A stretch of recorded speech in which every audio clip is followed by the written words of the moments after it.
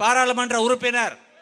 அவர் சூவே அப்படின்னு வாங்க, சும்மாவே இருந்தாரு, சும்மாவே இருக்க போறாருன்னு தெரிஞ்சனால அவருக்கு அப்படி பேர் வந்துச்சான்னு தெரியல.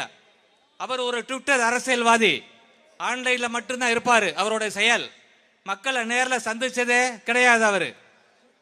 அவரு கதை எழுதிக்கிட்டு இருந்தார் இப்ப கதை விட்டுக்கிட்டு இருக்காரு.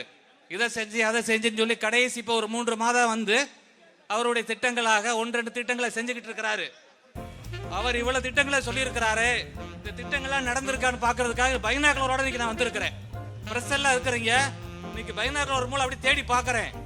எங்கேயாவது கடந்த பாராளுமன்ற உறுப்பினர் வெங்கடேசன் அவர்கள் செஞ்ச திட்டம் கண்ணில் படுதா அப்படின்னு பைனாகுலர் மூலம் பார்த்துக்கிட்டு இருக்கிறேன்.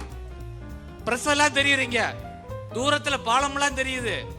இந்த பாலம்லாம் 30-40 வருஷம் ஆயிடுச்சு இந்த பாலம் கட்டி. அதுக்கு வெள்ளை அடிச்சு ஒருவேளை அதுக்கு கல்வெட்டு வச்சுட்டாரான்னு ஒரு சந்தேகம். அப்படி ஒரு திட்டத்தை செய்யல.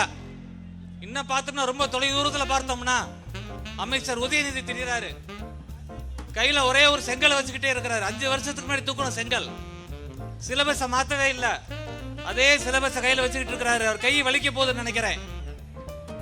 இப்படி நம்மளை பூரா ஏமாத்தி இருக்கக்கூடிய இந்த திமுக அரசை வீட்டுக்கு அனுப்புறதுக்காக சும்மாவே இருந்த பழைய பாராளுமன்ற உறுப்பினர் திரும்பவும் அவரு சீட்டை வாங்கிட்டு வந்திருக்கிறாரு.